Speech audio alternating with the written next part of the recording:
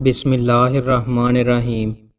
رسول اللہ صلی اللہ علیہ وآلہ وسلم نے ارشاد فرمایا، دو قسم کے لوگوں پر رشک کرنا جائز ہے۔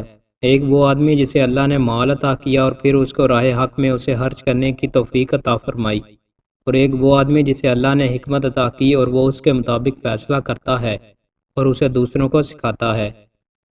رسول اللہ صلی اللہ علیہ وآلہ وسلم نے ارشاد فرمایا، اللہ تعالیٰ فرماتا ہے، تین قسم کے لوگ ایسے ہیں کہ روز قیامت میں خود ان سے جھگڑوں گا۔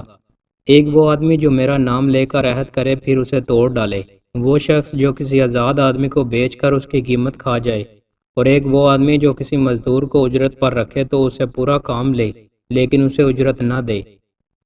رسول اللہ صلی اللہ علیہ وآلہ وسلم نے ارشاد فرمایا، جو شخص 10 آیات کا اہتمام کرتا ہے وہ غافلین میں نہیں لکھا جاتا۔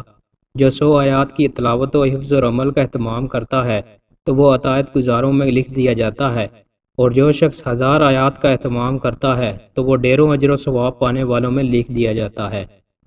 رسول اللہ صلی اللہ علیہ وآلہ وسلم نے ارشاد فرمایا، بے شک آدمی کا اپنے والد کے فوت ہو جانے کے بعد اس کے دوستوں سے صلہ رحمی کرنا سب سے بڑی نیکی ہے۔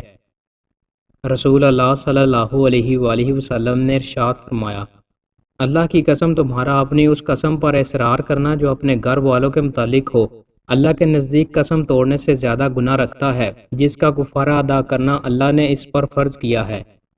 رسول اللہ صلی اللہ علیہ وآلہ وسلم نے ارشاد فرمایا، شہید 5 قسم کے ہوتے ہیں: طاعون میں ہلاک ہونے والا، پیٹ کی بیماری میں ہلاک ہونے والا، ڈوب کر مرنے والا، دب کر مر جانے والا، اور اللہ کے راستے میں شہادت پانے والا۔